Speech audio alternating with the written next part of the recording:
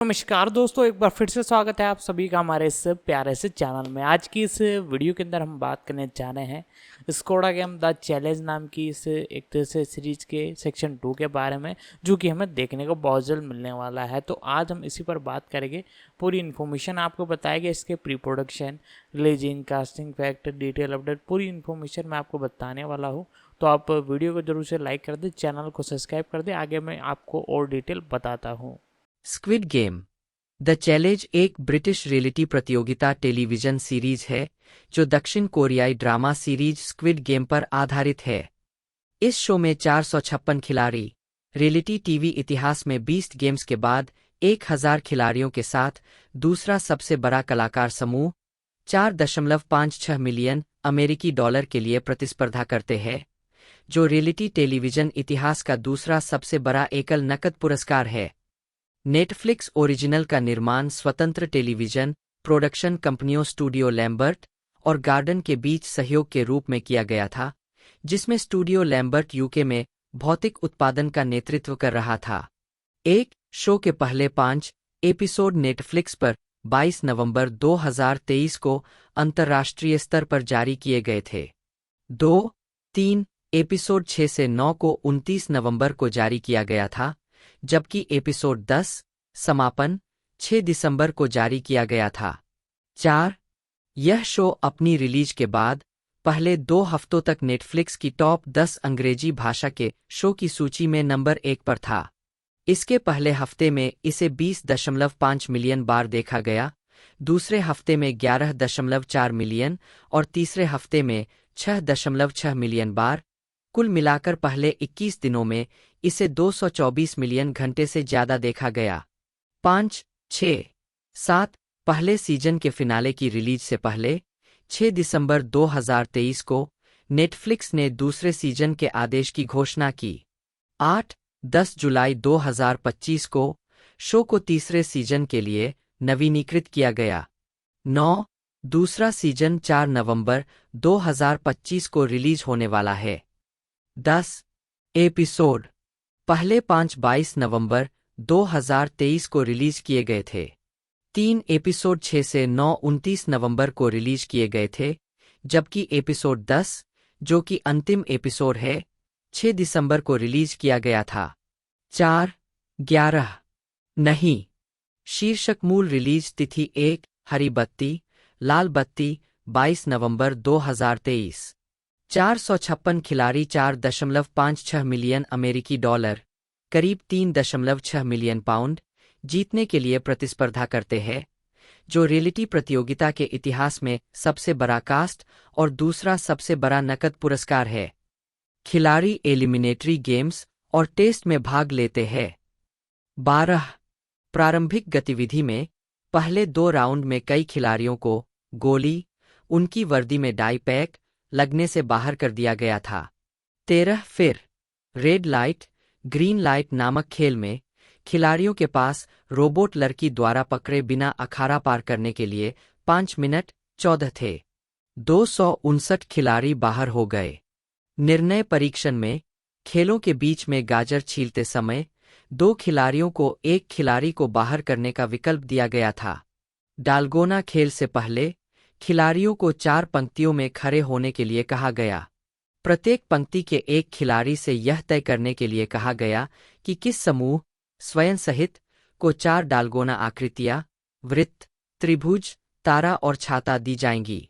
जब चारों खिलाड़ी 2 मिनट में किसी एक पर सहमत नहीं हो पाए, तो उन्हें बाहर कर दिया गया। अगले 4 खिलाड़ी भी सहमत नहीं हो पाए। 2 छाता वाला आदमी 22 नवंबर 2023 आखिरी गेम दूसरे एपिसोड में जारी रहा। 4 खिलाड़ियों का तीसरा सेट किसी नतीजे पर पहुंचा। फिर खिलाड़ियों को डालगोना कैंडी पर सुई से आकृति उकेरने का काम सौंपा गया। इस गेम में 69 खिलाड़ी बाहर हो गए। फोन टेस्ट में खेलों के बीच छात्रावास में एक फोन दिया गया। एक खिलाड़ी ने फोन उठाया और उसे बर्गर और फ्राइज का एक विशेष उपहार मिला। दूसरी बार जब फोन बजा, तो उसी खिलाड़ी ने फिर से फोन उठाया और उसे बताया गया कि एलिमिनेशन से बचने के लिए उसे किसी दूसरे खिलाड़ी को भी फोन उठाने के लिए मनाना होगा। 3 युद्ध 22 नवंबर 2023 एपिसोड की शुरुआत फोन टेस्ट खिलाड़ी को दूसरे खिलाड़ी को फोन उठाने के लिए मनाने में सफल नहीं होने और बाहर होने से होती है।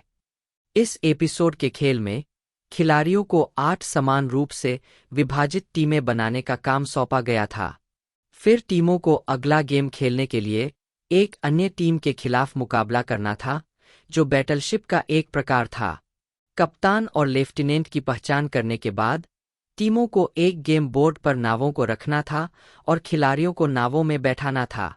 जब सभी नावों को रख दिया गया तो टीमों ने जहाजों को डुबोने के लिए दूसरी टीम के गेम बोर्ड पर रॉकेट दागे। 2 जहाजों को डुबोने वाली पहली टीम ने राउंड जीत लिया। डूबे हुए जहाजों के सभी खिलाड़ी और हारने वाली टीम के कप्तान और लेफ्टिनेंट को बाहर कर दिया गया, जबकि अन्य सभी खिलाड़ी बची हुई नावों में हारने वाली टीम के खिलाड़ियों सहित आगे बढ़ गए। 4 छिपने की कोई जगह नहीं 22 नवंबर 2023 इसके बाद वोट टेस्ट हुआ, जिसमें खिलाड़ियों से कहा गया कि वे एक खिलाड़ी को बाहर करने के लिए वोट दें। किसी खिलाड़ी के खिलाफ वोट डालने पर उसे स्क्रीन पर दिखाया जाएगा। सबसे ज्यादा वोट पाने वाले 3 खिलाड़ियों को बाहर कर दिया जाएगा। 5 चाल या दावत 22 नवंबर 2023 जैकिनट बॉक्स टेस्ट में 5 स्वयंसेवकों को जैकिनट बॉक्स दिए गए, जिनमें उन्हें अन्य खिलाड़ियों को बाहर करने के लिए कार्य पूरे करने थे। कुल मिलाकर इस परीक्षण में 7 खिलाड़ी बाहर हो गए। 6 अलविदा 29 नवंबर 2023 मार्बल्स खेल में निर्धारित समय में किसी काम को सफलतापूर्वक पूरा करने पर खिलाड़ियों को एक पिकनिक का आयोजन किया जाता था, जहां वे जोड़ियों में बैठते थे। टोकरियों में मार्बल्स छिपाए गए थे और खिलाड़ियों को बताया गया था कि मार्बल्स खेल में उनका प्रतिद्वंद्वी वह व्यक्ति होगा जिसके साथ उन्होंने पिकनिक मनाई थी। जिस खिलाड़ी का कोई साथी नहीं था, उसे पूरे राउंड के लिए सुरक्षित चुना गया। 32 खिलाड़ी बाहर हो गए। बाकी खिलाड़ियों को एक कप्तान चुनने का काम सौंपा गया, जो उन्होंने किया। फिर कप्तान को बताया गया कि वह 19 अन्य खिलाड़ियों के साथ गेम 5 में खेलने के लिए आगे बढ़ेगा और अगली परीक्षा निष्ठा परीक्षा होगी। उसे समूह में से एक सहयोगी चुनने के लिए कहा गया जो उसके साथ आगे बढ़े। इस चयन से एक डोमिनोज प्रभाव शुरू हुआ, जहां प्रत्येक चुने हुए खिलाड़ी ने एक दूसरे को चुना, जिससे निष्ठाओं की एक श्रृंखला बन गई। यह परीक्षा अगले एपिसोड में समाप्त होगी। 7 मित्र और शत्रु 29 नवंबर 2023 एपिसोड की शुरुआत निष्ठा परीक्षण के समापन से होती है। चुने न गए 11 खिलाड़ियों को बाहर कर दिया गया। इसके बाद ग्लास ब्रिज आया, जिसमें 17 जोड़ी कांच की टाइलों वाला एक पुल था। प्रत्येक जोड़ी में एक सुरक्षित टाइल और एक असुरक्षित टाइल थी। खिलाड़ियों को, जिन्हें 1 से 20 तक एक विशिष्ट संख्या दी गई थी, 30 मिनट के भीतर क्रम से पुल पार करना था। गलत चुनाव करने पर बाहर हो जाना पड़ता था। खेल में अप्रत्याशितता का एक स्तर जोड़ने के लिए खिलाड़ियों को एक पंजा मशीन से एक टेडी बियर चुनने का निर्देश दिया गया था। प्रत्येक भालू एक छिपी हुई विशिष्ट संख्या से जुड़ा था, जिसे उन्हें फिर किसी अन्य खिलाड़ी को सौंपना था, जिससे यह निर्धारित होता था कि प्रतियोगी किस क्रम में खेल में भाग लेंगे। 8 एक कदम पास 29 नवंबर 2023 यह एपिसोड ग्लास ब्रिज गेम के समापन के साथ शुरू होता है, जिसमें 12 खिलाड़ी शेष रहते हैं। डाई टेस्ट में खिलाड़ी बारी बारी से पासे फेंकते थे। पासे फेंकने से पहले वे अपना या किसी अन्य खिलाड़ी का नाम बताते थे। अगर 6 फीट आता था तो नामांकित व्यक्ति बाहर हो जाता था। 3 खिलाड़ियों के बाहर होने के बाद खेल रुक जाता था। 9 विश्वास का चक्र 29 नवंबर 2023 अंतिम से पहले वाले एपिसोड में खिलाड़ियों को 1980 से 1990 के दशक निर्माता जॉर्ज श्लाटर ने वीडियोटेप के आगमन का फायदा उठाकर एनबीसी के लिए एक आश्चर्यजनक हिट शो रियल पीपल बनाया और यह 1979 से 1984 तक चला। रियल पीपल की सफलता को एबीसी ने जल्द ही दैट्स इनक्रेडिबल के साथ कॉपी किया, जो एलन लैंडसबर्ग द्वारा निर्मित और फ्रैन टारकेंटन द्वारा सहोस्ट किया गया एक स्टंट शो था। सीबीएस का इस शैली में प्रवेश दैट्स माई लाइन के साथ हुआ, जो बॉब बार्कर द्वारा होस्ट की गई एक श्रृंखला थी। कनाडाई श्रृंखला थ्रिल ऑफ ए लाइफटाइम, एक कल्पनापूरित रियलिटी शो, मूल रूप से 1982 से 1988 तक चला। इसे 2001 से 2003 तक पुनर्जीवित किया गया था। 1985 में अंडरवाटर सिनेमेटोग्राफर अल गिडिंग्स ने एनबीसी श्रृंखला ओशन क्वेस्ट में पूर्व मिस यूनिवर्स शॉन वेदरली के साथ मिलकर काम किया। 15 कॉप्स, जो पहली बार 1989 के वसंत में फॉक्स पर प्रसारित हुआ था और 1988 के राइटर्स गिल्ड ऑफ अमेरिका की हड़ताल के दौरान नए कार्यक्रमों की आवश्यकता के कारण विकसित किया गया था। 16 में ड्यूटी पर तैनात पुलिस अधिकारियों को अपराधियों को पकड़ते हुए दिखाया गया था। इसने बाद के रियलिटी टेलीविजन के कैमकॉर्डर लुक और सिनेमा वेरिटे फील को पेश किया। ठेठ अमेरिकी हाई स्कूलर्स पर 1991 की television documentary yearbook Glen Ellyn, Illinois में ग्लेनबार्ड वेस्ट हाई स्कूल में पढ़ने वाले सीनियर्स पर केंद्रित थी और फॉक्स पर प्राइम टाइम प्रसारित हुई थी। श्रृंखला नंबर 28, जो 1991 में डच टेलीविजन पर प्रसारित हुई थी, ने एक सीमित वातावरण में अजनबियों को एक विस्तारित अवधि के लिए एक साथ रखने और उसके बाद होने वाले नाटक को रिकॉर्ड करने की अवधारणा की शुरुआत की। नंबर 28 ने कई शैलीगत सम्मेलनों का भी बीड़ा उठाया जो बाद में रियलिटी टेलीविजन शो में मानक बन गए, जिसमें साउंड ट्रैक संगीत का व्यापक उपयोग और कलाकारों द्वारा रिकॉर्ड किए गए स्वीकारोक्ति के साथ स्क्रीन पर घटनाओं को शामिल करना शामिल है, जो वर्णन के रूप में काम करते हैं। नंबर 28 बिग ब्रदर और उसके क्लोन की कई बाद की श्रृंखलाओं और पीटर वियर की पूरी लंबाई वाली फिल्म द ट्रूमैन शो के लिए मॉडल बन गया। एक साल बाद इसी अवधारणा का उपयोग एमटीवी ने अपनी नई श्रृंखला द रियल वर्ल्ड में किया। 18 टेलीविजन टिप्पणीकार चार्ली ब्रूकर के अनुसार इस प्रकार का रियलिटी टेलीविजन 1989 में वीडियो के लिए कंप्यूटर आधारित गैररेखीय संपादन प्रणालियों जैसे कि एविड टेक्नोलॉजी द्वारा निर्मित के आगमन से सक्षम हुआ था। इन प्रणालियों ने वीडियो फुटेज के घंटों को जल्दी से एक प्रयोग करने योग्य रूप में संपादित करना आसान बना दिया, ऐसा कुछ जो पहले करना बहुत मुश्किल था। फिल्म, जिसे संपादित करना आसान था, नियमित आधार पर पर्याप्त घंटों की शूटिंग में उपयोग करने के लिए बहुत महंगा था। 19 सिल्वेनिया वाटर्स 1992 एक ऑस्ट्रेलियाई शो था जिसमें एक परिवार को दर्शाया गया था जो अवधारणा में एन अमेरिकन फैमिली के समान था। 1994 से 95 के ओजे सिम्पसन हत्याकांड को, जिसके दौरान लाइव नेटवर्क टेलीविजन ने संदिग्ध सिम्पसन का 90 मिनट तक पुलिस द्वारा पीछा किए जाने के दौरान पीछा किया, रियलिटी टेलीविजन के क्षेत्र में एक महत्वपूर्ण क्षण बताया गया है। इस मुकदमे और उससे जुड़ी घटनाओं की कवरेज के लिए नेटवर्क्स ने महीनों तक अपने नियमित टेलीविजन कार्यक्रमों को बाधित रखा। एक शीर्ष एथलीट और सेलिब्रिटी के रूप में सिम्पसन की स्थिति, हत्याओं की क्रूर प्रकृति और लॉस एंजल्स की सेलिब्रिटी संस्कृति में जाति और वर्ग के मुद्दों के कारण इस सनसनीखेज मामले ने रेटिंग और सार्वजनिक चर्चा में अपना दबदबा बनाए रखा। 20, 21, 2000 और 2010 के दशक के कई रियलिटी टेलीविजन सितारों का इस मामले में शामिल लोगों से प्रत्यक्ष या अप्रत्यक्ष संबंध है, विशेष रूप से किम कार्दशियन, बचाव पक्ष के वकील रॉबर्ट कार्दशियन की बेटी और उनके कई रिश्तेदार और सहयोगी।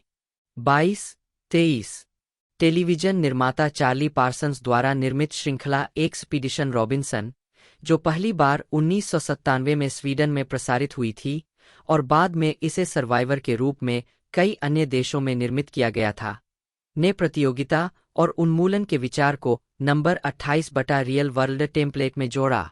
कलाकार या प्रतियोगी एक दूसरे के खिलाफ लड़ते थे और शो से तब तक हटाए जाते थे जब तक कि केवल एक विजेता न रह जाए। इन शो को अब कभी कभी उन्मूलन शो कहा जाता है।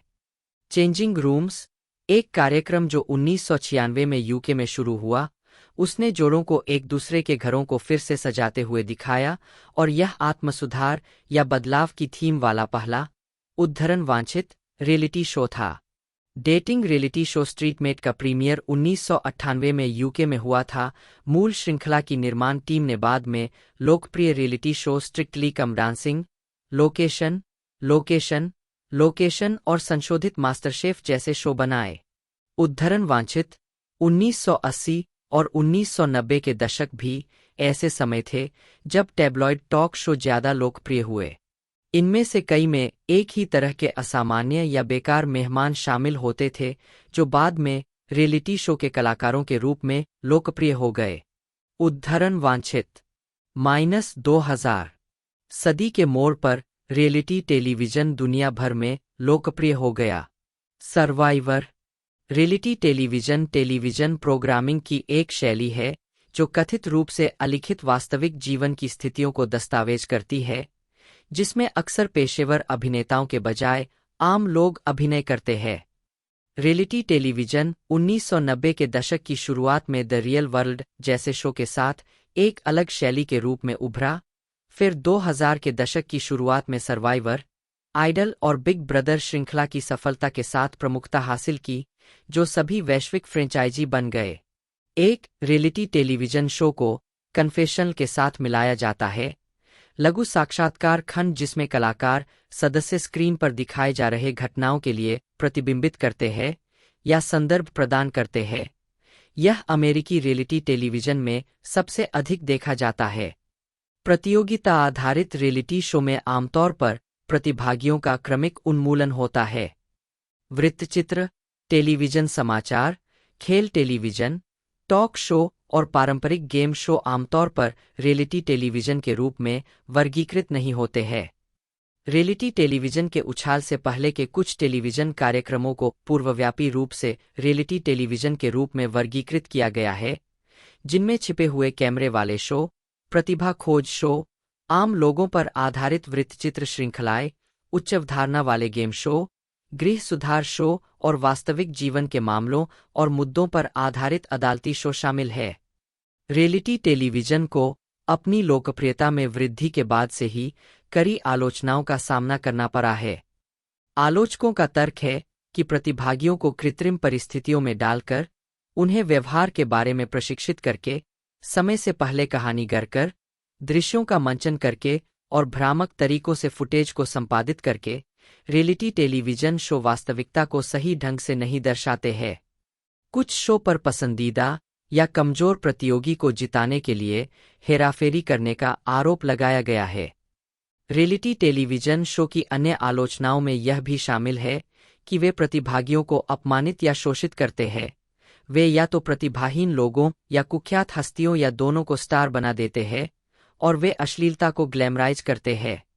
इतिहास आम लोगों को बिना पटकथा वाली परिस्थितियों में दिखाने वाले टेलीविजन प्रारूप लगभग उतने ही पुराने हैं जितने कि स्वयं टेलीविजन माध्यम। निर्माता होस्ट एलन फंट का कैंडिड कैमरा, जिसमें अनजान लोगों को मजेदार, असामान्य परिस्थितियों का सामना कराया जाता था और छिपे हुए कैमरों से फिल्माया जाता था, पहली बार 1948 में प्रसारित हुआ था। 21वीं सदी में इस श्रृंखला को अक्सर रियलिटी टेलीविजन प्रोग्रामिंग का एक प्रोटोटाइप माना जाता है। 2-3 1940 से 1950 के दशक 1940 के दशक की शुरुआत में जर्मन टेलीविजन स्टेशन फ्रनसेसेंडर पॉल निपकोव ने एक शो का मंचन किया था जिसमें एक युवा जोड़े ने मॉडल आर्यों के रूप में काम किया और बिना किसी स्क्रिप्ट के अपने रोजमर्रा के जीवन को कैमरे के सामने पेश किया। फैमिलियन क्रोनिकेन एन एबेंड मिट हंस अंड गेली। हालांकि यह स्पष्ट रूप से नाजी प्रचार था और एपिसोड निश्चित रूप से सेंसरशिप से प्रभावित थे, हाल के वर्षों में शो को दुनिया के सबसे पुराने रियलिटी टीवी शो के रूप में अधिक बार प्रस्तुत किया गया है। 4. टेलीविजन पर लोगों को बिना पटकथा वाली परिस्थितियों में दिखाने की मिसाल 1940 के दशक के अंत में शुरू हुई। क्वीन फॉर ए डे 1945 से 1964 वास्तविकता पर आधारित टेलीविजन का एक प्रारंभिक उदाहरण था। 1946 के television game show cash and carry में कभी कभी प्रतियोगी स्टंट करते हुए दिखाई देते थे। 1948 में शुरू हुए एलन फंट के hidden camera show candid camera उनके पिछले 1947 के radio show the candid microphone पर आधारित ने आम लोगों की शरारतों पर प्रतिक्रिया को प्रसारित किया। 1948 में प्रतिभा खोज कार्यक्रम जैसे टेड मैक के ओरिजिनल एमेच्योर आवर और आर्थर गॉडफ्रे के टैलेंट स्काउट्स कन्फेशन एक अपराध और पुलिस शो था जो जून 1958 से जनवरी 1959 तक प्रसारित हुआ, जिसमें साक्षात्कारकर्ता जैक वायट विभिन्न पृष्ठभूमि के अपराधियों से पूछताछ करते थे। 6. रेडियो श्रृंखला नाइट वॉच 1951 से 1955 ने कल्वर सिटी, कैलिफोर्निया के पुलिस अधिकारियों की दैनिक गतिविधियों को टेप रिकॉर्ड किया। श्रृंखला यू आस्क्ड फॉर इट 1950 से 1959 ने दर्शकों द्वारा पोस्टकार्ड के माध्यम से भेजे गए अनुरोधों के आधार पर एपिसोड बनाकर दर्शकों की भागीदारी को शामिल किया।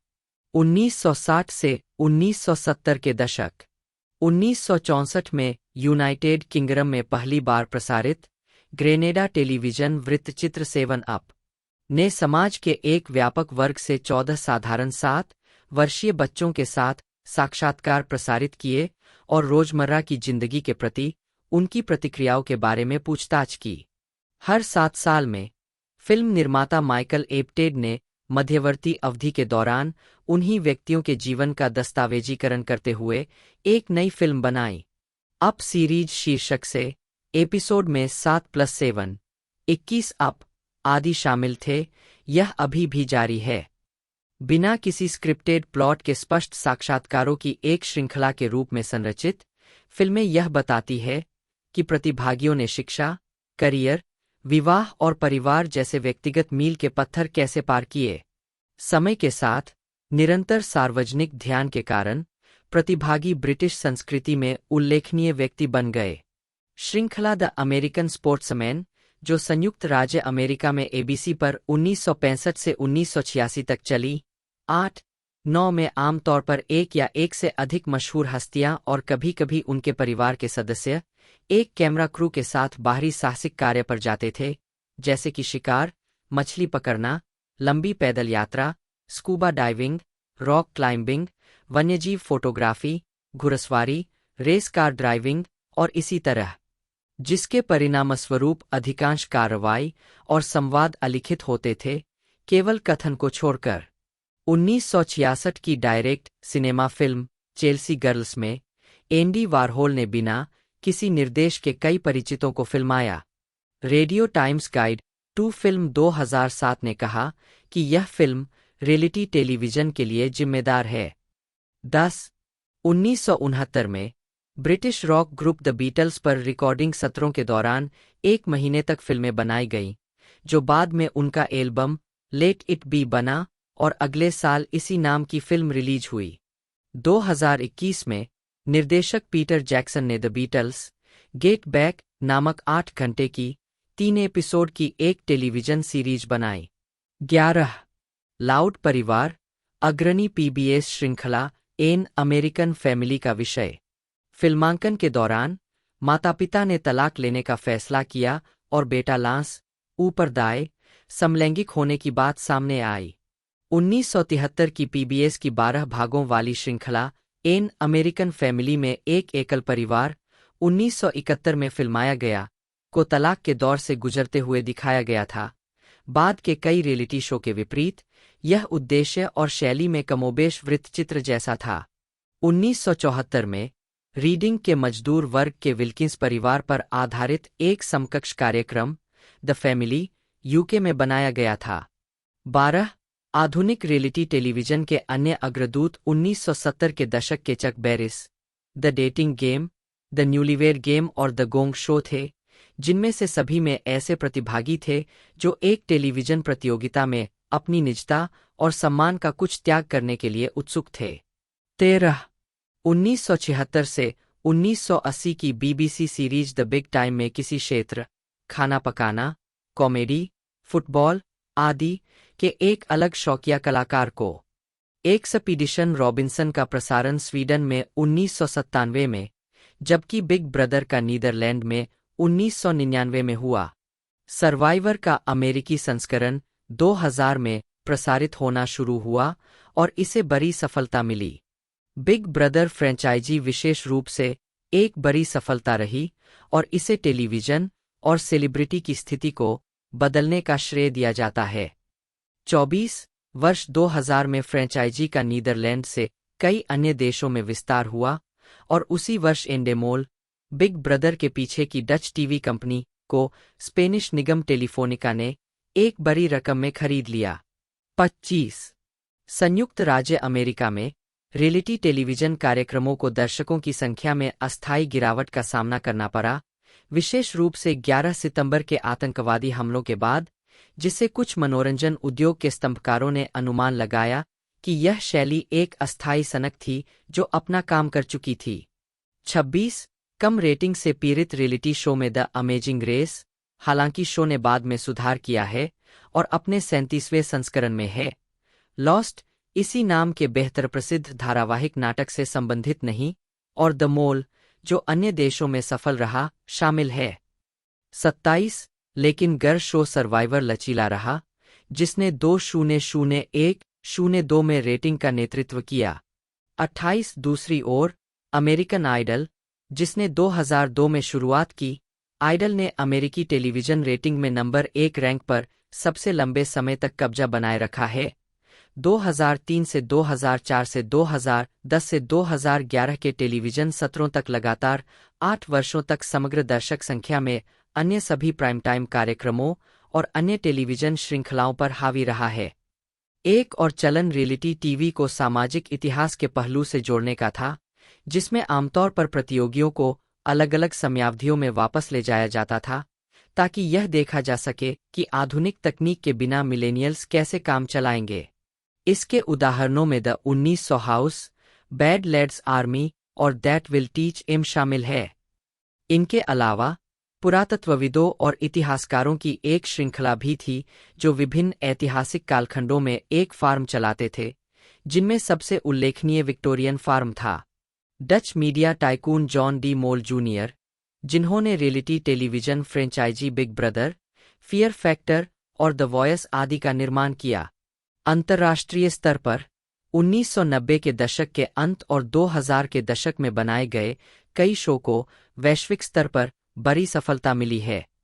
उस दौरान बनाए गए रियलिटी टेलीविजन फ्रेंचाइजी, जिनमें से प्रत्येक के 30 से अधिक अंतर्राष्ट्रीय रूपांतरण हुए हैं, उनमें गायन प्रतियोगिता फ्रेंचाइजी आइडल्स, 29 स्टार अकादमी 30 और द एक्स फैक्टर, अन्य प्रतियोगिता franchise Survivor, Expedition Robinson, Big Brother, the Biggest Loser, Come Dine with Me, Got Talent, Top Model, Master Chef, Project Runway और डांसिंग विद द स्टार्स, और निवेश franchise dragons Dane शामिल है।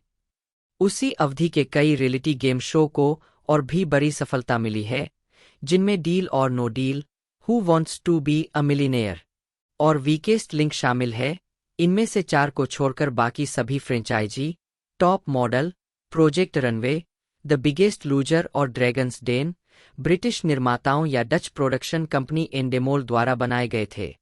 हालांकि dragons Dane की उत्पत्ति जापान में हुई थी, लेकिन इसके अधिकांश रूपांतरण ब्रिटिश संस्करण पर आधारित है। भारत में प्रतियोगिता शो इंडियन आइडल अपने पहले 6 सीजन के लिए सबसे लोकप्रिय टेलीविजन कार्यक्रम था। 31 2000 के दशक के दौरान ब्रावो, ए&ई, टीएलसी, हिस्ट्री, VH1 और MTV सहित कई केबल नेटवर्क ने अपने प्रोग्रामिंग को ज्यादातर रियलिटी टेलीविजन श्रृंखला की सुविधा के लिए बदल दिया। 32 ओस्बॉर्नस को एक अग्रणी रियलिटी टेलीविजन शो माना जाता है, जिसने सेलिब्रिटी पारिवारिक जीवन पर ध्यान केंद्रित करने वाली श्रृंखला के युग की शुरुआत की।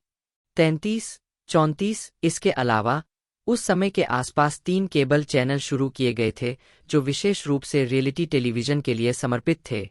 संयुक्त राज्य अमेरिका में फॉक्स रियलिटी, जो 2005 से 2010 तक संचालित हुई, कनाडा में ग्लोबल रियलिटी चैनल, जो 2010 से 2012 तक 2 साल तक चला, और यूरोप, मध्य पूर्व और अफ्रीका में CBS रियलिटी, जिसे पहले रियलिटी टीवी और फिर जोन रियलिटी के रूप में जाना जाता था। 2000 के दशक के शुरुआती दौर में नेटवर्क अधिकारियों ने चिंता व्यक्त की कि डीवीडी पुनर्मुद्रण और सिंडिकेशन के लिए रियलिटी टेलीविजन प्रोग्रामिंग की अपील सीमित थी। लेकिन रियलिटी शो की डीवीडी तेजी से बिकी। Laguna Beach, The Real Orange County, The Amazing Race, Project Runway और अमेरिकाज नेक्स्ट टॉप मॉडल सभी Amazon.com पर बिकने वाली शीर्ष डीवीडी में शामिल रहीं। 2000 के दशक के मध्य में द सिंपल लाइफ की डीवीडी ने द ओसी और डेस्परेट हाउसवाइव्स जैसे स्क्रिप्टेड शो को पीछे छोड़ दिया। हालांकि सिंडिकेशन समस्याग्रस्त रहा है। फियर फैक्टर, COPS और वाइफ स्वैप जैसे शो, जिनमें प्रत्येक एपिसोड आत्मनिर्भर है, को काफी आसानी से दोबारा चलाया जा सकता है, लेकिन आमतौर पर केवल केबल टेलीविजन पर या दिन के समय। COPS और अमेरिकाज फनीएस्ट होम वीडियोज अपवाद है। सीजन भर चलने वाली प्रतियोगिताएं जैसे द अमेजिंग रेस, सर्वाइवर और अमेरिकाज नेक्स्ट टॉप मॉडल आमतौर पर बहुत खराब प्रदर्शन करती है और जरूरी दर्शक जुटाने के लिए इन्हें मैराथन में दोबारा चलाना पड़ता है। इन मामलों में भी यह हमेशा सफल नहीं होता। डांसिंग विद द स्टार्स के पहले 10 सीजन 2012 में GSN द्वारा चुने गए थे और मैराथन प्रारूप में चलाए गए थे, लेकिन इन्हें कम दर्शक मिले और इनकी रेटिंग भी बहुत खराब रही। एक और विकल्प है श्रृंखला पर आधारित वृत्तचित्र बनाना, जिसमें प्रतिभागियों के साथ विस्तृत साक्षात्कार और मूल प्रसारण में न देखे गए आउटेक शामिल हो। सिंडिकेटेड श्रृंखला अमेरिकन आइडल रिवाइंड इस रणनीति का एक उदाहरण है। COPS को सिंडिकेशन, डायरेक्ट रिस्पांस सेल्स और डीवीडी में बड़ी सफलता मिली है। 1989 से फॉक्स का एक प्रमुख कार्यक्रम COPS ने 2013 तक, जब यह केबल चैनल स्पाइक में चला गया, सभी प्रतिस्पर्धी स्क्रिप्टेड पुलिस शो को पीछे छोड़ दिया। एक और श्रृंखला जिसे व्यापक सफलता मिली वह है चीटर्स, जो 2000 से अमेरिका में चल रही है और दुनिया भर में 100 से अधिक देशों में सिंडिकेट की जाती है। 2001 में academy of television arts and sciences ने एमी अवार्ड्स में आउटस्टैंडिंग रियलिटी प्रोग्राम की श्रेणी में रियलिटी शैली को जोड़ा। 2003 में प्रतियोगिता और सूचनात्मक रियलिटी कार्यक्रमों के बीच बेहतर अंतर करने के लिए एक दूसरी श्रेणी, आउटस्टैंडिंग रियलिटी कॉम्पिटिशन प्रोग्राम, को जोड़ा गया। यह एक प्रतियोगिता शो था जो आंशिक रूप से द अप्रेंटिस पर आधारित था और इसे दुनिया का पहला इंटरनेट रियलिटी शो बताया गया था। 2010 के दशक डंकन लॉरेंस, जिन्होंने 2014 में गायन प्रतियोगिता show the voice of Holland के 5वें सीजन में भाग लिया था, यूरोविजन सॉन्ग कॉन्टेस्ट 2019 जीतने की ट्रॉफी के साथ। 2010 में जॉन डी मोल जूनियर द्वारा निर्मित डच गायन प्रतियोगिता show the voice of Holland का प्रीमियर हुआ। इसने गायन प्रतियोगिता के ढांचे में यह नया मोड़ जोड़ा कि निर्णायक शुरुआती ऑडिशन के दौरान प्रतियोगियों को देख नहीं सकते थे और उन्हें केवल उनकी आवाज से ही परख सकते थे। यह शो तुरंत सफल रहा और इसकी एक पूरी फ्रेंचाइजी, द वॉइस, का जन्म हुआ, जो लगभग 50 अंतर्राष्ट्रीय रूपांतरणों के साथ बेहद सफल रही है। 2012 तक संयुक्त राज्य अमेरिका में लंबे समय से चल रहे कई रियलिटी टेलीविजन शो फ्रेंचाइजी जैसे American Idol, Dancing with the Stars और द बैचलर की रेटिंग में गिरावट देखी जाने लगी थी। 36 हालांकि कई चैनलों पर सैकड़ों शो के साथ रियलिटी टेलीविजन समग्र रूप से अमेरिका में टिकाऊ रहा। 2012 में न्यूयॉर्क मैगजीन के वल्चर ब्लॉग ने एक विनोदी वेन आरेख प्रकाशित किया जिसमें उस समय चल रहे अमेरिकी रियलिटी शो में लोकप्रिय विषयों को दिखाया गया था, जिसमें अमेरिकी राज्यों अलास्का, लुइसियाना और टेक्सास में सेट शो, केक, शादियों और पॉनब्रोकर्स के बारे में शो और आमतौर पर प्रतियोगिता आधारित शो शामिल थे, जिनके शीर्षक में युद्ध शब्द शामिल था। 37 डक डायनेस्टी 2012 से 2017, जो डक कमांडर की स्थापना करने वाले रॉबर्टसन परिवार पर केंद्रित थी, 2013 में अमेरिकी केबल टेलीविजन इतिहास की सबसे लोकप्रिय रियलिटी सीरीज बन गई। इसके चौथे सीजन के प्रीमियर को संयुक्त राज्य अमेरिका में लगभग 12 मिलियन दर्शकों ने देखा, जिनमें से अधिकांश ग्रामीण क्षेत्रों से थे। इसके ग्रामीण दर्शकों की संख्या 30 के आसपास थी, जो किसी भी सीरीज, प्रसारण या केबल के लिए एक बहुत बड़ी संख्या है। 1900 हाउस प्रारूप के अनुसरण में बीबीसी ने back in time for T नामक एक श्रृंखला का निर्माण किया, जिसमें एक परिवार विभिन्न दशकों के चाय के समय का अनुभव करेगा। 2014 में एंटरटेनमेंट वीकली और वैरायटी ने अमेरिका में रियलिटी टेलीविजन कार्यक्रमों की रेटिंग में एक बार फिर ठहराव देखा, जिसका कारण उन्होंने केबल टीवी के रियलिटी एकरूपता के घटते लाभ को बताया।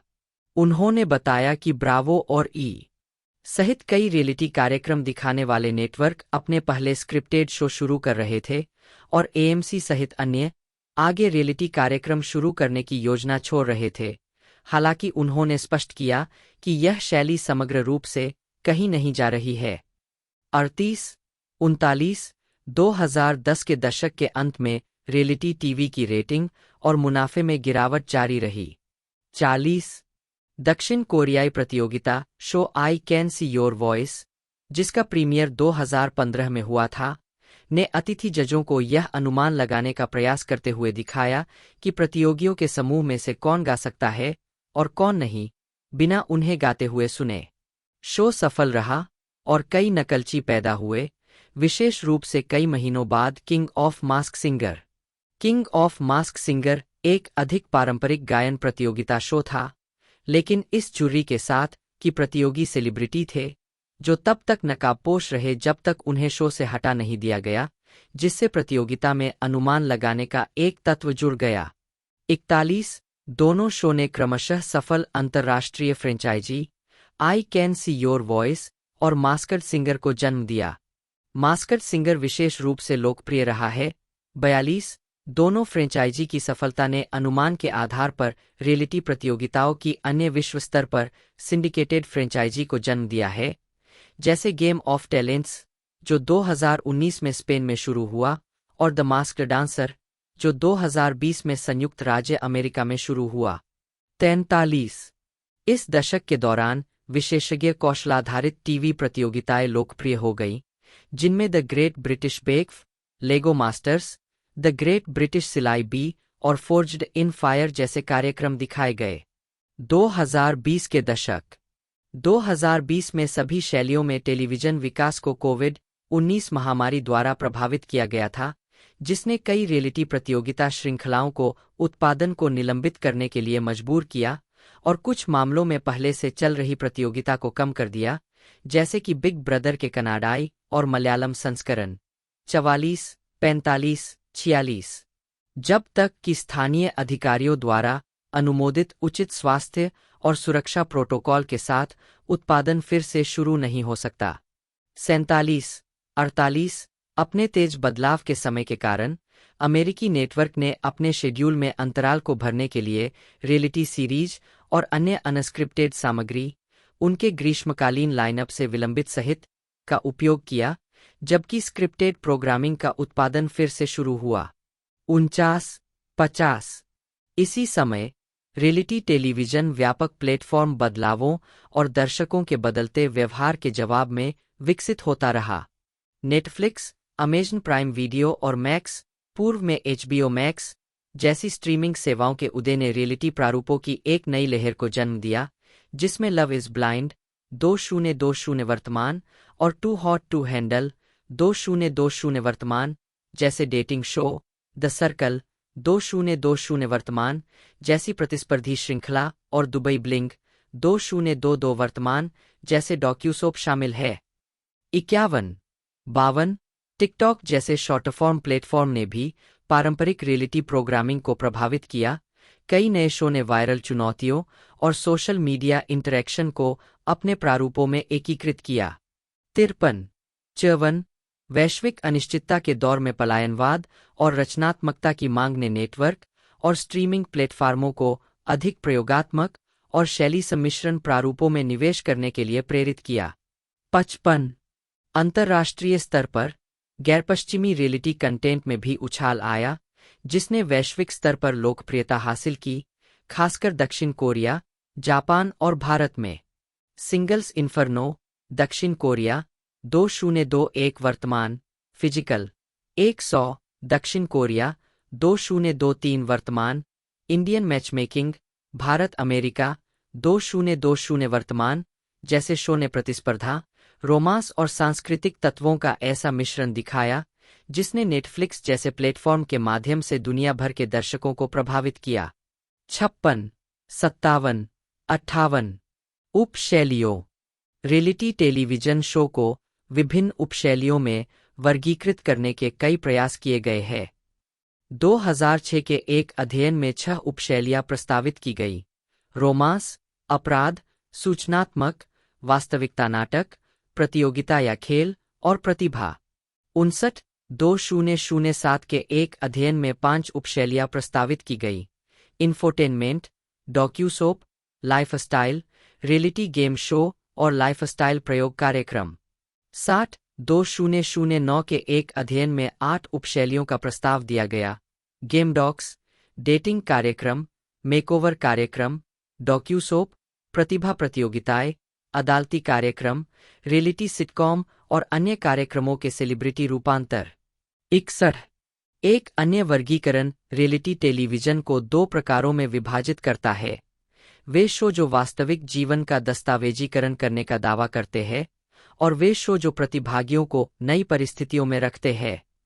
2003 के एक शोधपत्र में सिद्धांतकार एलिजाबेथ क्लॉस और स्टेफनी लुके ने पहली श्रेणी को डॉक्यूसोप्स कहा, जिसमें कथात्मक वास्तविकता शामिल है, और दूसरी श्रेणी को रियलिटी सोप्स कहा, जिसमें प्रदर्शनकारी वास्तविकता शामिल है।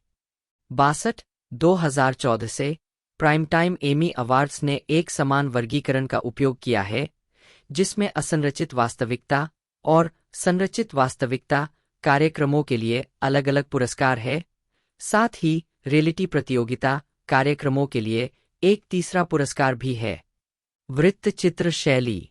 कई रियलिटी टेलीविजन कार्यक्रमों में कैमरा शूटिंग और फुटेज संपादन दर्शकों को यह आभास देते हैं कि वे निष्क्रिय पर्यवेक्षक हैं और लोगों को उनकी दैनिक व्यक्तिगत और व्यावसायिक गतिविधियों में व्यस्त देख रहे हैं।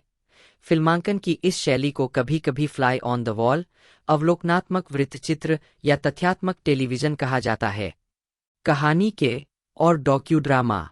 अपने नाटकीय अंदाज के कारण इनमें से कई शो पर पूर्वलिखित होने का आरोप लगाया गया है, अन्य रियलिटी टेलीविजन शो की तुलना में कहीं ज्यादा। The only way is Essex और मेड इन चेल्सी के निर्माताओं ने स्वीकार किया है कि उन्होंने कलाकारों को हर दृश्य से ज्यादा भावुकता लाने के लिए क्या कहना है इस बारे में प्रशिक्षित किया था, हालांकि वे इस बात पर जोर देते हैं कि अंतर्निहित कहानियां वास्तविक है। 64 सोपोपेरा शैली के शोज का एक और बेहद सफल समूह रियल हाउसवाइव्स फ्रेंचाइजी है, जिसकी शुरुआत 2006 में the real housewives of orange county से हुई थी और तब से अमेरिका और अंतर्राष्ट्रीय स्तर पर लगभग 20 अन्य सीरीज बन चुकी है। इस फ्रेंचाइजी में लगुना बीच और उसके अनुकरणकर्ताओं की तुलना में पुराने कलाकार और अलग व्यक्तिगत गतिशीलता है, साथ ही निर्माण लागत भी कम है, लेकिन यह स्क्रिप्टेड सोप ओपेरा जैसा दिखता है। इस मामले में टेलीविजन सीरीज डेस्परेट हाउसवाइव्स और पीटन प्लेस ऐसी सीरीज का एक उल्लेखनीय उपसमूह उन महिलाओं के समूह पर केंद्रित है जो पुरुष हस्तियों से रोमांटिक रूप से जुड़ी हुई है। इनमें Basketball Wives 2010, Love and Hip Hop 2011, Hollywood Exes 2012, Ex Wives of Rock 2012 और WAGS 2015 शामिल है। इनमें से ज्यादातर शो के कई जगहों पर स्पिन-ऑफ हुए हैं। रियलिटी टीवी हस्ती किम कार्दशियन। कुछ फ्लाइन द वॉल शैली के शो भी होते हैं, जिनमें सीधे तौर पर मशहूर हस्तियां शामिल होती है। अक्सर इनमें किसी मशहूर हस्ती को उनकी रोजमर्रा की जिंदगी में व्यस्त दिखाया जाता है। उल्लेखनीय उदाहरणों में The Anna Nicole Show, The Osbournes, Gene Simmons Family Jewels, Newlyweds, Nick and Jessica, Keeping Up with the Kardashian और होगन नोज बेस्ट शामिल है। 2000 के दशक के मध्य में VH1 पर ऐसे शो का एक पूरा ब्लॉक था जिसे सेलिब्रिटी के नाम से जाना जाता था। ऐसे शो अक्सर किसी मशहूर हस्ती के उत्पाद या आगामी प्रोजेक्ट को बढ़ावा देने के उद्देश्य से बनाए जाते हैं। उपसभ्यताएं। कुछ वृत्तचित्र शैली के कार्यक्रम दुर्लभ संस्कृतियों और जीवन शैलियों पर प्रकाश डालते हैं।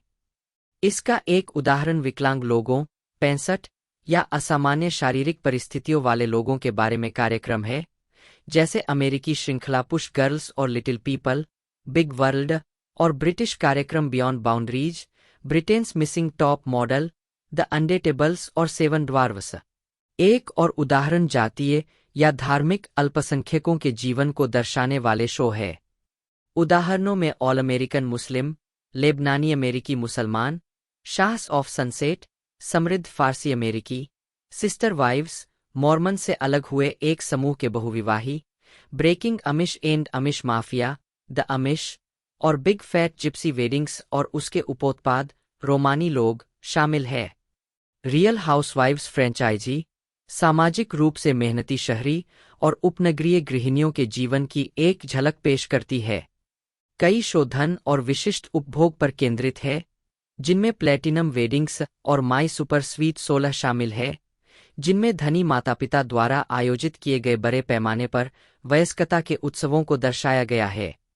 इसके विपरीत बेहद सफल हियर कम्स हनी बू बू और डक डायनेस्टी की पृष्ठभूमि दक्षिणी संयुक्त राज्य अमेरिका के गरीब ग्रामीण इलाकों में है। व्यावसायिक गतिविधियां। कुछ वृत्तचित्र शैली के शो पेशेवरों को या तो रोजमर्रा के काम करते हुए या एक श्रृंखला के दौरान एक पूरे प्रोजेक्ट को अंजाम देते हुए दिखाते हैं। एक शुरुआती उदाहरण और किसी भी शैली का सबसे लंबे समय तक चलने वाला रियलिटी शो कॉप्स है, 66, जो 1989 में शुरू हुआ था। कानून प्रवर्तन से संबंधित ऐसे अन्य शो में the First 48, Dog the Bounty Hunter, Police Stop, Traffic Cops, Border Security और मोटरवे पेट्रोल शामिल है। 67, व्यवसाय के विशिष्ट स्थान पर आयोजित शो में अमेरिकन चॉपर, मियामी इंक और इसके spin off, bikini barber shop और लिजर्ड लिक टोइंग शामिल है।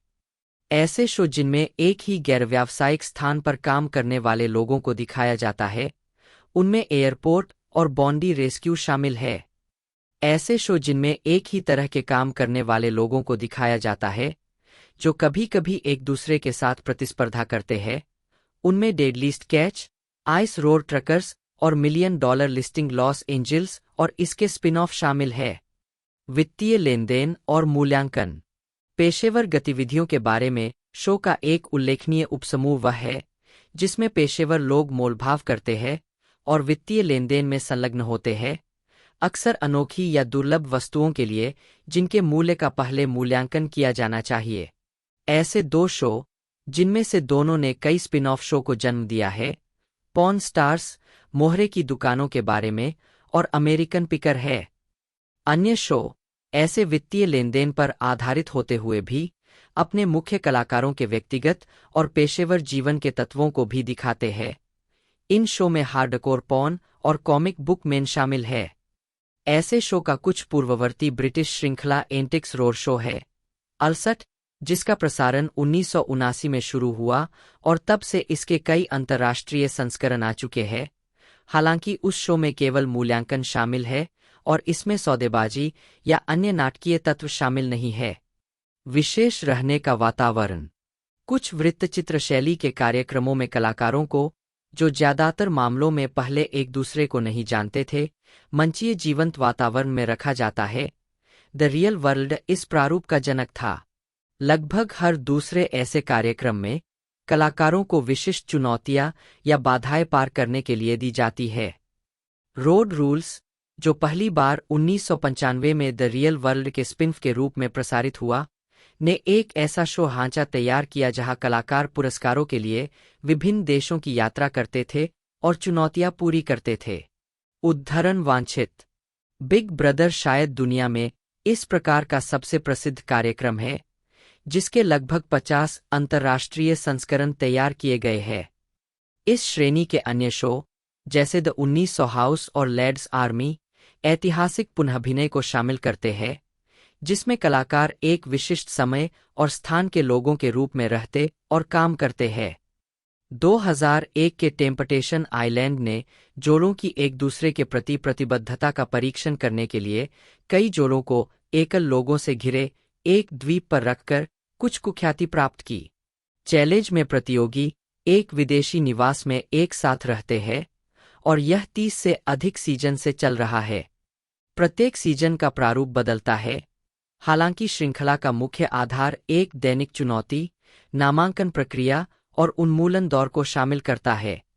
U8 टीवी द लॉफ्टर्स ने विशेष रहने के वातावरण प्रारूप को पहले उल्लेखित पेशेवर गतिविधि प्रारूप के साथ जोड़ा। The Simple Life, Tommy Lee Goes to College और द सुरियल लाइफ, ये सभी ऐसे शो हैं जिनमें मशहूर हस्तियों को अप्राकृतिक वातावरण में रखा जाता है। कोर्ट शो मुख्य लेख। कोर्ट शो मूल रूप से कोर्ट शो सभी नाटकीय और मंचित कार्यक्रम होते थे जिसमें अभिनेता वादी, गवाह और वकील की भूमिका निभाते थे।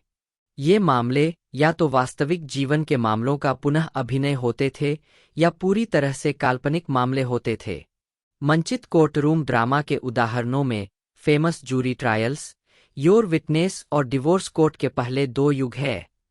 द पीपल्स कोर्ट ने 1981 में मध्यस्थता आधारित बाहरी जीवन रक्षा, एक अन्य उपशैली लोगों को जंगली और चुनौतीपूर्ण प्राकृतिक परिवेश में रखती है। इसमें Survivor Man versus Wild, Marooned with Ed Stafford, Naked and Afraid और अलास्का बुश पीपल जैसे शो शामिल है। सर्वाइवर और Get Out Alive with Bear Grylls जैसे शो बाहरी जीवन रक्षा को एक प्रतियोगिता प्रारूप के साथ जोड़ते हैं। हालांकि सर्वाइवर में प्रतियोगिता में सामाजिक गतिशीलता भी शामिल है। आत्मसुधार या बदलाव। कुछ रियलिटी टेलीविजन शो किसी व्यक्ति या लोगों के समूह को उनके जीवन में सुधार करते हुए दिखाते हैं। कभी-कभी लोगों के एक ही समूह को पूरे सीजन में दिखाया जाता है, जैसे द स्वान और सेलिब्रिटी फिट क्लब, लेकिन आमतौर पर प्रत्येक एपिसोड में सुधार के लिए एक नया लक्ष्य होता है। विषय वस्तु में अंतर के बावजूद प्रारूप आमतौर पर एक ही होता है। सबसे पहले शो विषयों को उनके वर्तमान, कम से कम आदर्श वातावरण में पेश करता है। फिर विषय विशेषज्ञों के एक समूह से मिलते हैं जो विषयों को चीजों को बेहतर बनाने के निर्देश देते हैं। वे रास्ते में सहायता और प्रोत्साहन प्रदान करते हैं। अंत में विषयों को उनके वातावरण में वापस रखा जाता है और वे अपने दोस्तों, परिवार और विशेषज्ञों के साथ हुए बदलावों का मूल्यांकन करते हैं। अन्य आत्मसुधार या मेकओवर शो में the Biggest loser, extreme weight loss और फैट मार्च जो वजन घटाने को कवर करते हैं, शैली और सौंदर्य, सुपर नैनी, बच्चों का पालन पोषण, मेड, जीवन परिवर्तन, टूल अकादमी, संबंध निर्माण और चार्म स्कूल और फ्रॉम जीज टू जेंट्स, आत्मसुधार और शिष्टाचार। ब्रिटिश शो लाइफ लॉन्ड्री ने आत्मसुधार की अवधारणा को चरम पर पहुंचाया, जिसमें जमाखोरी करने वाले, यहां तक कि गंदगी में रहने वाले लोगों को भी पेशेवर सहायता प्रदान की गई। अमेरिकी टेलीविजन सीरीज होर्डर्स और होर्डिंग, ब्यूरीड अलाइव भी इसी तरह की पृष्ठभूमि पर आधारित है, जो बाध्यकारी संचय से पीड़ित लोगों के जीवन में हस्तक्षेप प्रस्तुत करती है। स्टेसी सोलोमन द्वारा प्रस्तुत British series sort your life out भी इसी तरह की है, लेकिन इसमें प्रतिभागियों के घरों का भी नया डिजाइन तैयार किया गया है। एक अध्ययन में जिन प्रतिभागियों ने अधिक रियलिटी टेलीविजन देखने की बात स्वीकार की, उनमें कम देखने वालों की तुलना में वांछित प्लास्टिक सर्जरी कराने की संभावना अधिक थी। 69 नवीनीकरण। कुछ शो किसी व्यक्ति के रहने की जगह, कार्यस्थल या वाहन के कुछ हिस्से या पूरे हिस्से का कायाकल्प करते हैं। अमेरिकी सीरीज दिस ओल्ड हाउस, जो 1979 में शुरू हुई थी, एक सीजन के दौरान अलग-अलग घरों के शुरू से अंत तक के नवीनीकरण को दिखाती है। मीडिया समीक्षक जेफ जार्विस ने अनुमान लगाया है कि यह मूल रियलिटी टीवी शो है। 1996 में शुरू हुआ ब्रिटिश शो चेंजिंग रूम्स, जिसे बाद में अमेरिका में ट्रेडिंग स्पेसेस के रूप में फिर से बनाया गया, पहला ऐसा नवीनीकरण शो था जिसने अलग-अलग साप्ताहिक प्रतियोगियों के साथ गेम शो का एहसास जोड़ा। उद्धरण वांछित। अमेरिकी और कनाडाई केबल चैनल HGTV पर घर नवीनीकरण शो मुख्य आधार है, जिसके नवीनीकरण शो में सफल फ्रेंचाइजी फ्लिप और फ्लॉप, लव इट और लिस्ट इट और प्रॉपर्टी ब्रदर्स के साथ-साथ Debbie Travis Facelift, Design to Sell और होम्स ऑन होम्स जैसे शो शामिल है। इस श्रेणी के गैरेज GTV शो में एक्सट्रीम मेकओवर, होम एडिशन और व्हाइल यू वर आउट शामिल है। पिम्प माई राइड और ओवरहालिंग में वाहनों को अनुकूलित तरीके से पुनर्निर्मित किया जाता है। व्यवसाय में सुधार। कुछ शो में एक या एक से ज्यादा विशेषज्ञ हर एपिसोड के दौरान किसी असफल छोटे व्यवसाय को बेहतर बनाने की कोशिश करते हैं। कई तरह के व्यवसायों को कवर करने वाले उदाहरणों में वी मीन बिजनेस और द प्रॉफिट शामिल है। किसी खास तरह के व्यवसाय के लिए तैयार किए गए शो में रैमसेज किचन नाइटमेयर्स और रेस्टोरेंट इम्पॉसिबल रेस्तरां के लिए, बार रेस्क्यू बार के लिए और होटल हेल होटलों के लिए शामिल है। सामाजिक प्रयोग। एक अन्य प्रकार का रियलिटी कार्यक्रम सामाजिक प्रयोग है जो नाटक, संघर्ष और कभी-कभी परिवर्तन उत्पन्न करता है। ब्रिटिश टीवी श्रृंखला वाइफ स्वैप, जो 2003 में शुरू हुई और जिसके यूके और अन्य देशों में कई स्पिन ऑफ थे, एक उल्लेखनीय उदाहरण है। शो में अलग-अलग मूल्यों वाले लोग एक समयावधि के लिए एक दूसरे के सामाजिक नियमों के अनुसार जीने के लिए सहमत होते हैं। इस श्रेणी के अन्य शो में trading spouse, bad girls club और हॉलिडे शोडाउन शामिल है। फेकिंग इट एक ऐसी श्रृंखला थी जिसमें लोगों को एक नया कौशल सीखना था और खुद को विशेषज्ञ के रूप में पेश करना था। शैटर्ड एक विवादास्पद 2004 यूके श्रृंखला थी जिसमें प्रतियोगियों ने यह देखने के लिए प्रतिस्पर्धा की कि वे कितने समय तक बिना सोए रह सकते हैं। सॉलिटरी एक विवादास्पद 2006 से 2010 फॉक्स रियलिटी श्रृंखला थी जिसने प्रतियोगियों को सीमित नींद, भोजन और जानकारी के साथ एकांत कारावास पोड्स में हफ्तों तक अलग-थलग कर दिया। डच सीरीज डी वेराडर्स, जिसका अंतर्राष्ट्रीय स्तर पर द ट्रेटर्स नाम से रूपांतरण हुआ है, में प्रतियोगी दो गुटों में बंटे होते हैं, गद्दार और वफादार, और वे फाइनल में मिलने वाले नकद जैकपॉट को इकट्ठा करने के लिए चुनौतियों में प्रतिस्पर्धा करते हैं। गद्दार, जिन्हें दर्शक जानते हैं, के रूप में नामित 3 प्रतियोगी हर रात गुप्त रूप से अन्य प्रतियोगियों को हत्या करने की क्षमता रखते हैं, जबकि शेष प्रतियोगियों को गद्दारों की पहचान का पता लगाने का काम सौंपा जाता है ताकि वे एलिमिनेशन वोटों में उन्हें निष्कासित करने का प्रयास कर सकें। अगर वे सभी गद्दारों को खत्म कर देते हैं तो जैकपॉट वफादारों के बीच बंट जाता है, लेकिन अगर वे असफल होते हैं तो यह गद्दारों के बीच बंट जाता है। छिपे हुए कैमरे। एक अन्य प्रकार के रियलिटी प्रोग्रामिंग में छिपे हुए कैमरे तब चालू होते हैं जब अचानक से गुजरने वाले लोग किसी मंचित स्थिति का सामना करते हैं। कैंडिड कैमरा, जो पहली बार 1948 में टेलीविजन पर प्रसारित हुआ, ने इस प्रारूप का बीड़ा उठाया। इस प्रकार के प्रोडक्शन के आधुनिक रूपों में Punk'd, Trigger Happy TV, Prime Time, What Would You Do, The Jamie Kennedy Experiment और जस्ट फॉर लाफ्स गैग्स शामिल है। स्केयर टैक्टिक्स और रूम 401 सीरीज छिपे हुए कैमरे वाले कार्यक्रम है जिनमें लक्ष्य प्रतियोगियों को डराना होता है, न कि उन्हें भ्रमित करना या उनका मनोरंजन करना। बेल्जियम की हिडन कैमरा सीरीज सॉरी वूर एल्स एक प्रतियोगी को 1 महीने की अवधि में विभिन्न मंचित स्थितियों के अधीन करती है, जिसे उनके व्यक्तित्व और उनकी प्रतिक्रिया का विश्लेषण करने के लिए डिजाइन किया गया है। सभी छिपे हुए कैमरा शो पूरी तरह से मंचित स्थितियों का उपयोग नहीं करते हैं। उदाहरण के लिए, सिंडिकेटेड प्रोग्राम चीटर्स संदिग्ध धोखेबाज साथियों को रिकॉर्ड करने के लिए छिपे हुए कैमरों का उपयोग करने का दावा करता है, हालांकि शो की प्रामाणिकता पर सवाल उठाए गए हैं और यहां तक कि श्रृंखला में शामिल कुछ लोगों द्वारा इसका खंडन भी किया गया है। बेहतर, एक बार सबूत इकट्ठा हो जाने के बाद, आरोप लगाने वाला मेजबान की सहायता से धोखेबाज साथी का सामना करता है। कई विशेष जीवित वृत्तचित्र कार्यक्रमों में नियमित कैमरा क्रू द्वारा छूटे हुए क्षणों या अंतरंग बेडरूम फुटेज को कैद करने के लिए पूरे आवास में छिपे हुए कैमरे लगाए जाते हैं। अलौकिक और असाधारण अधिक जानकारी। Paranormal television. एमटीवी के फियर जैसे अलौकिक और अपसामान्य रियलिटी शो प्रतिभागियों को भयावह स्थितियों में डालते। रियलिटी टेलीविजन की एक अन्य उपशैली रियलिटी प्रतियोगिता, रियलिटी प्लेफ या तथाकथित रियलिटी गेम शो है, जो गैर टूर्नामेंट उन्मूलन प्रतियोगिताओं के प्रारूप का पालन करते हैं। 75 आमतौर पर प्रतिभागियों को एक पुरस्कार जीतने के लिए प्रतिस्पर्धा करते हुए फिल्माया जाता है, अक्सर एक सीमित वातावरण में एक साथ रहते हुए। कई मामलों में प्रतिभागियों को तब तक हटा दिया जाता है जब तक कि केवल एक व्यक्ति या टीम शेष न रह जाए, जिसे तब विजेता घोषित किया जाता है।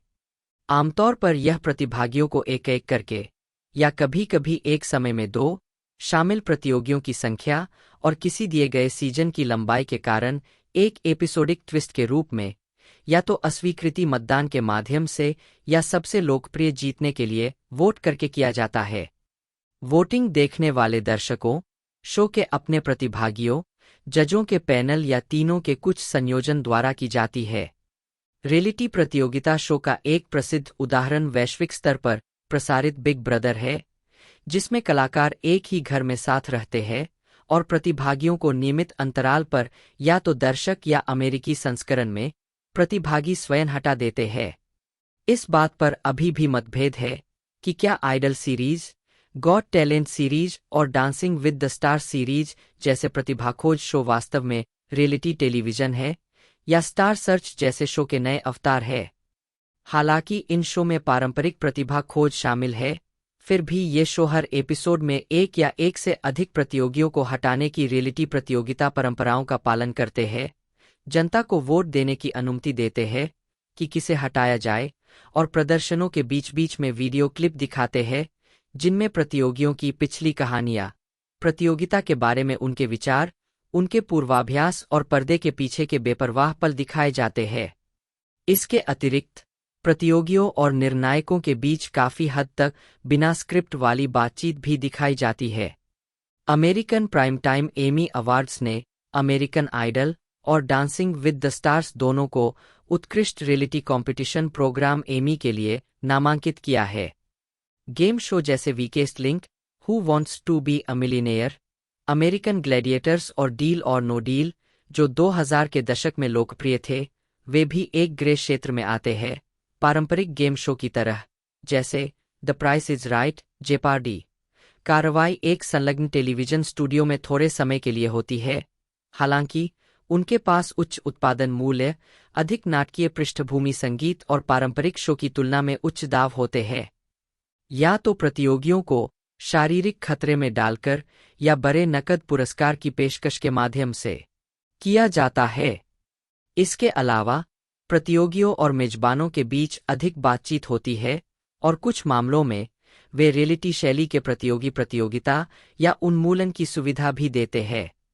इन कारकों कई हाइब्रिड रियलिटी प्रतियोगिता शो रहे हैं, जैसे दुनिया भर में प्रसारित स्टार एकेडमी, जो बिग ब्रदर और आइडल प्रारूपों को मिलाता है, द बिगेस्ट लूजर, जो प्रतिस्पर्धा को आत्मसुधार प्रारूप के साथ जोड़ता है, और अमेरिकन इन्वेंटर, जो लोगों के बजाय उत्पादों के लिए आइडल प्रारूप का उपयोग करता है। कुछ रियलिटी शो जो 2000 के दशक के शुरुआती दौर में प्रसारित हुए, जैसे pop stars, making the band और प्रोजेक्ट ग्रीनलाइट, सीजन के पहले भाग में विजेता का चयन करते थे और दूसरे भाग में उस व्यक्ति या लोगों के समूह को किसी प्रोजेक्ट पर काम करते हुए दिखाया जाता था। प्रतियोगिता आधारित प्रारूप के लोकप्रिय रूपों में निम्नलिखित शामिल है। डेटिंग आधारित प्रतियोगिता। डेटिंग आधारित प्रतियोगिता शो में एक प्रतियोगी को कई आवेदकों में से एक को चुनना होता है।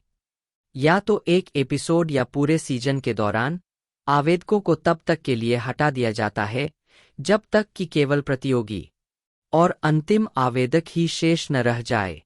2000 के दशक के शुरुआती दिनों में इस प्रकार के रियलिटी शो ने प्रमुख अमेरिकी नेटवर्क पर अन्य शैलियों पर अपना दबदबा बनाया। उदाहरणों में शामिल है द बैचलर, इसका spin-off The Bachelorette, Temptation Island, Average Joe, Flavor of Love, rapper Flavor Flav वाला एक डेटिंग शो जो प्रत्यक्ष और अप्रत्यक्ष रूप से 10 से अधिक स्पिन ऑफ का कारण बना, द कॉगर और love in the wild. Married by America में प्रतियोगियों को दर्शकों के मतदान द्वारा चुना गया था। यह प्रारूप के पुराने रूपों में से एक है। 1960 के दशक के द डेटिंग गेम जैसे शो में भी इसी तरह के आधार थे, हालांकि प्रत्येक एपिसोड आत्मनिर्भर था। नौकरी की खोज शेफ और रेस्तरां मालिक गाय फिएरी ने 2006 में फूड नेटवर्क के फूड नेटवर्क स्टार का दूसरा सीजन जीता और 2010 तक नेटवर्क का चेहरा बन गए। 77। इस श्रेणी में प्रतियोगिता उस कौशल के इर्द-गिर्द घूमती है जिसके लिए प्रतियोगियों की पूर्व जांच की गई थी। प्रतियोगी उस कौशल के आधार पर कई तरह के कार्य करते हैं, उनका मूल्यांकन किया जाता है और फिर उन्हें एक विशेषज्ञ या विशेषज्ञों के पैनल द्वारा रखा या हटाया जाता है।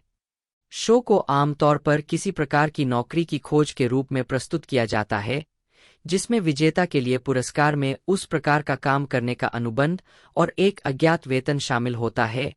हालांकि पुरस्कार बस एक धनराशि और सहायक पुरस्कार हो सकता है, जैसे किसी पत्रिका में कवर लेख। शो में ऐसे जज भी शामिल होते हैं जो परामर्शदाता, मध्यस्थ और कभी-कभी सलाहकार के रूप में कार्य करते हैं, ताकि प्रतियोगियों को अपने कौशल को और विकसित करने में मदद मिल सके या शायद प्रतियोगिता में उनके भविष्य की स्थिति का फैसला किया जा सके। पॉप स्टार्स, जो 1999 में शुरू हुआ था, शायद पहला ऐसा शो था, पहला नौकरी खोज शो जिसने नाटकीय, अनस्क्रिप्टेड स्थितियों को दिखाया। वह संभवतः अमेरिका का नेक्स्ट टॉप मॉडल था, जिसका प्रीमियर मई 2003 में हुआ था। अन्य उदाहरणों में द अप्रेंटिस, जो व्यावसायिक कौशल का आकलन करता है, शामिल है। हेल्स किचन, मास्टर शेफ और टॉप शेफ, शेफ के लिए। The Great British Bake Off, bakers के लिए। शेयर जीनियस, हेयर स्टाइलिंग के लिए। प्रोजेक्ट रनवे, कपड़ों के डिजाइन के लिए। टॉप डिजाइन और the great interior design challenge, interior design के लिए। अमेरिकन ड्रीम बिल्डर्स, घर बनाने वालों के लिए। स्टाइलिस्टा, फैशन संपादकों के लिए। लास्ट कॉमिक स्टैंडिंग, हास्य कलाकारों के लिए। I know my kids A star, बाल कलाकारों के लिए। ऑन द लॉट, फिल्म निर्माताओं के लिए। RuPaul's Drag Race, drag queens के लिए। द शॉट, फैशन फोटोग्राफरों के लिए। So You Think You Can Dance, नर्तकों के लिए। मच म्यूजिक वीजे सर्च और Food Network Star, television host के लिए।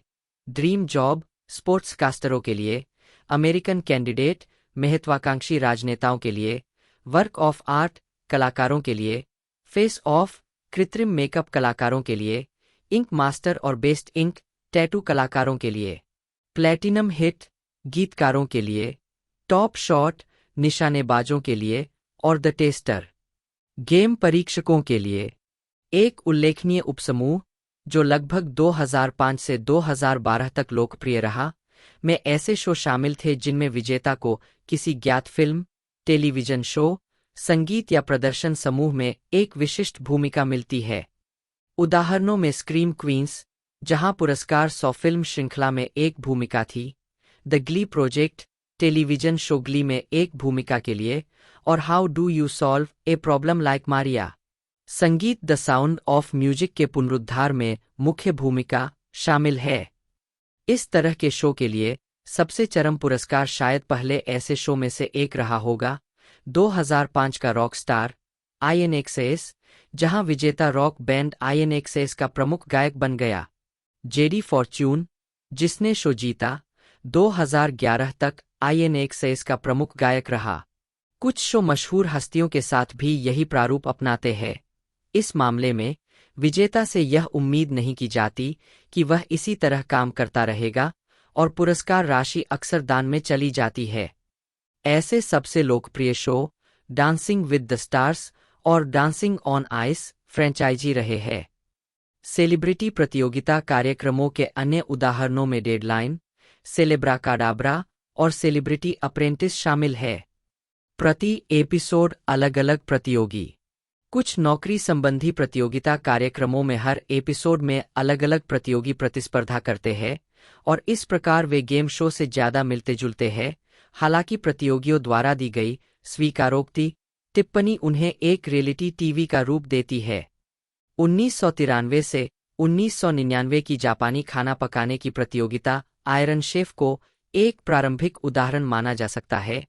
हालांकि इसमें प्रतिभागियों की टिप्पणी नहीं, बल्कि केवल उद्घोषकों और निर्णायकों की टिप्पणी शामिल होती है।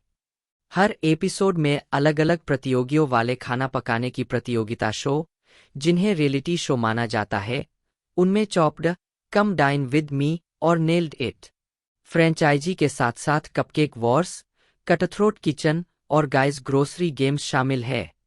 इसी तरह के प्रारूप वाले गैर खाना पकाने वाले प्रतियोगिता शो में फोर्ज्ड इन फायर और द बुचर शामिल है।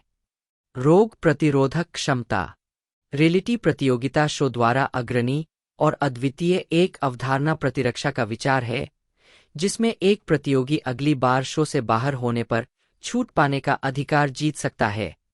संभवतः रियलिटी टीवी में प्रतिरक्षा का पहला उदाहरण सर्वाइवर पर था, जिसका प्रीमियर 1997 में स्वीडन में एक्सपीडिशन रॉबिन्सन के रूप में हुआ था।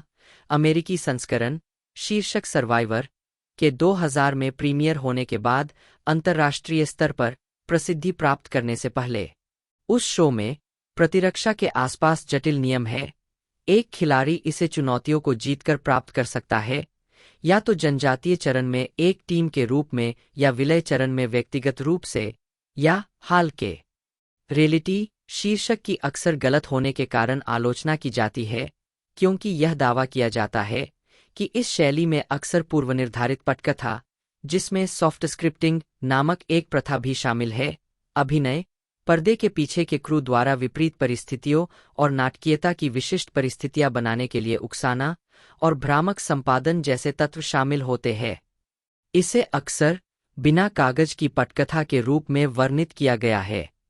कई मामलों में शो का पूरा आधार किसी प्रतियोगिता या किसी अन्य असामान्य स्थिति पर आधारित बनावटी होता है।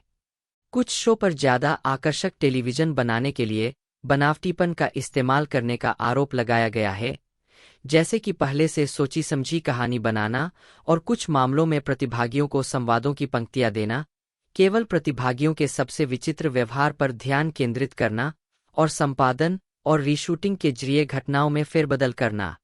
97, 98 सर्वाइवर और अमेजिंग रेस जैसे शो जो नकद पुरस्कार प्रदान करते हैं, संयुक्त राज्य अमेरिका में संघीय गेम शो कानून 47 यूएससी 509 द्वारा विनियमित होते हैं और फिल्मांकन के दौरान मूल नेटवर्क के कानूनी कर्मचारियों और मानकों एवं अभ्यास कर्मचारियों द्वारा उनकी निगरानी की जाती है। इन शो में किसी भी तरह से हेरफेर नहीं किया जा सकता जिससे खेल के परिणाम प्रभावित हों। हालांकि भ्रामक संपादन प्रतियोगिता की निष्पक्षता को प्रभावित नहीं करता है। प्रामाणिकता की चिंताओं से परे, मीडिया आलोचकों ने तर्क दिया है कि रियलिटी टेलीविजन के व्यापक सामाजिक परिणाम हो सकते हैं। 2022 में टाइम पत्रिका की टीवी आलोचक जूडी बर्मन ने लिखा था कि 21वीं सदी में अमेरिका जिस हद तक एक कठोर, उथला, गुस्सैल और अधिक विभाजित देश बन गया है, उसके लिए रियलिटी टीवी भी जिम्मेदार है, जिसने क्रूरता, उग्रता, सतीपन और बेवफाई को सामान्य बनाने में मदद की है और उन लोगों को पुरस्कृत किया है जो इन गुणों को हथियार बनाते हैं। 99 रियलिटी टेलीविजन शो जिन पर धोखे का आरोप लगाया गया है या जिन्होंने धोखे की बात स्वीकार की है, उनमें द रियल वर्ल्ड 100, 101, 102 सर्वाइवर का अमेरिकी संस्करण, 103 Joe Millionaire, 104 The Hills, A Shot 8 Love with Tila Tequila, 105 Hogan Knows Best, 106 Extreme Makeover Home Edition, 107 The Bachelor और The Bachelorette, 108 109 Pawn Stars, 110 Storage Wars, 111 Squid Game, The Challenge और Keeping Up with the Kardashian शामिल है। 112 113 इसके विपरीत आलोचक mat जोलरसीज ने deadliest catch की प्रशंसा करते हुए कहा कि इसने पुराने जमाने की वृत्तचित्र शैली को एक ऐसी शैली में ला दिया है जो अक्सर बेशर्मी के लिए जानी जाती है। 114 राजनीतिक और सांस्कृतिक प्रभाव। कुछ विश्लेषकों के अनुसार रियलिटी टेलीविजन की वैश्विक सफलता एक महत्वपूर्ण राजनीतिक घटना बन गई है। कुछ परिमाणित करे सत्तावादी देशों में रियलिटी टेलीविजन मतदान ने कई नागरिकों को किसी भी स्वतंत्र और निष्पक्ष व्यापक चुनाव में मतदान करने का पहला अवसर प्रदान किया है। इसके अलावा कुछ रियलिटी शो की सेटिंग्स की स्पष्टता ऐसी स्थितियां प्रस्तुत करती है जो अक्सर कुछ रूढ़िवादी संस्कृतियों में वर्जित होती है, जैसे स्टार एकेडमी अरब वर्ल्ड, जिसका प्रसारण 2003 में शुरू हुआ था और जिसमें पुरुष और महिला प्रतियोगियों को एक साथ रहते हुए दिखाया गया है।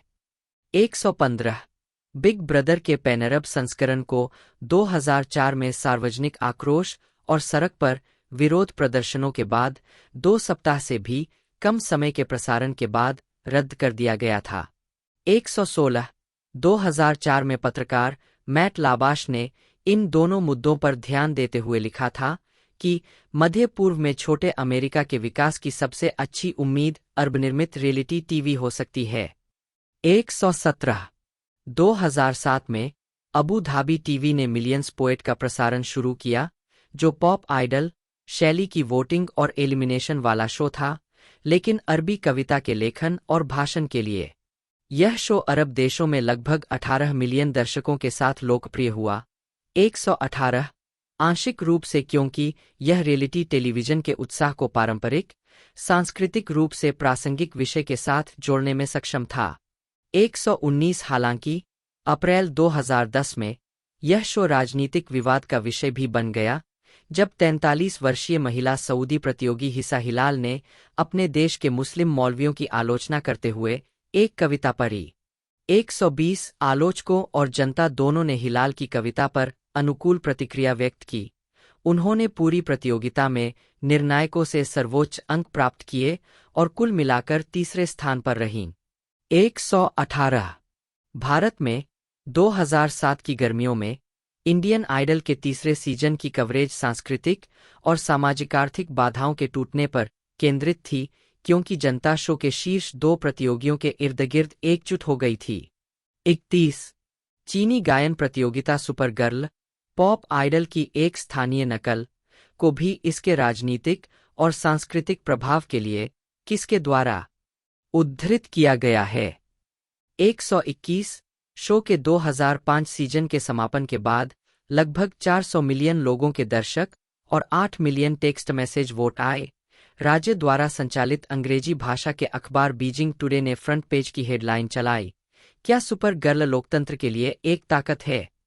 122 चीनी सरकार ने शो।